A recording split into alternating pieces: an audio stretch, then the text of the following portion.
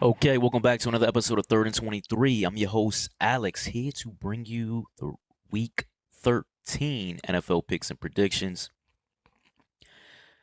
Was gone for Thanksgiving, so I didn't get to do a couple of the Thursday games I wanted to do on video. So here I am. I got back late last night after midnight, so that's why this video is coming out late. But I got 4 NFL games on tap for you in this video. Went 4-2 last week, building on our hot streak we've been going on in the NFL. So now I'm up to 30 and 22 as we continue to build towards 60% ATS accuracy. So we're going to start off this first game with the Chargers at the Falcons. The Chargers come to this game as a 1-point favorite in Atlanta. When you look at this game, let's look at the offense for both teams. You got a Kirk Cousins versus a Justin Herbert. I would say Justin Herbert's been a little better than Kirk Cousins this year. You got a running game with Bijan Robinson and the Falcons. So that's probably not as good as people thought was going to be this season if you took Bijan in the first round in your fantasy football draft.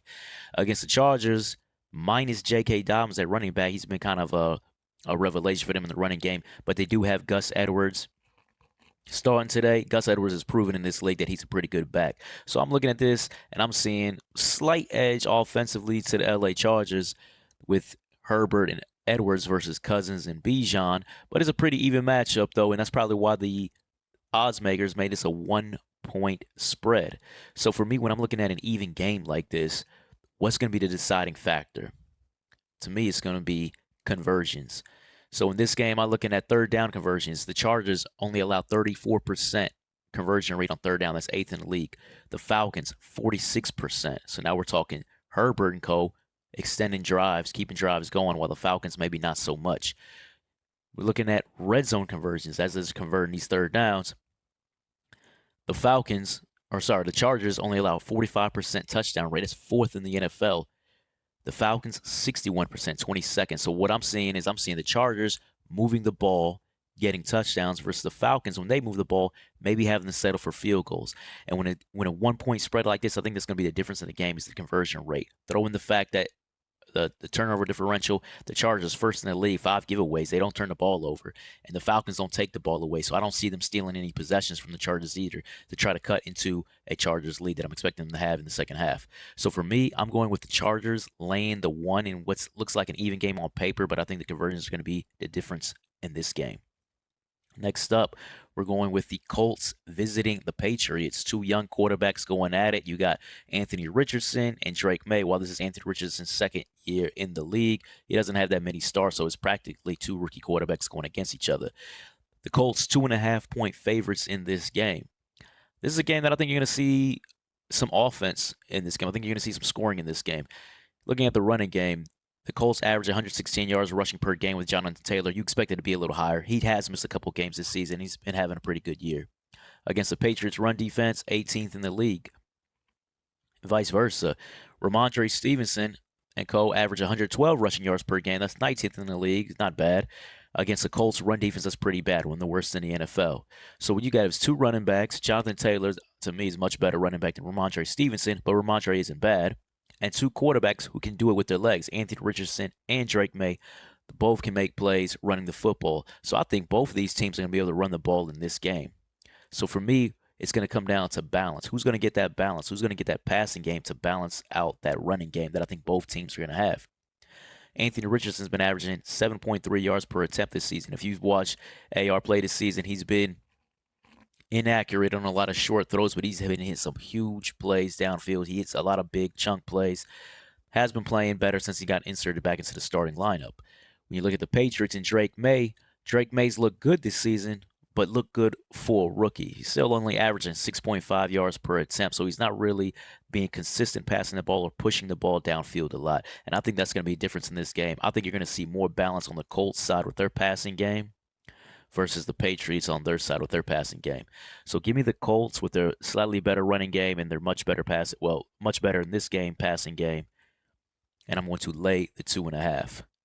Next up, we are going with the Houston Texans visiting the Jacksonville Jaguars. You've probably seen the Texans on this channel a lot. What can I say? I like betting on Texans games.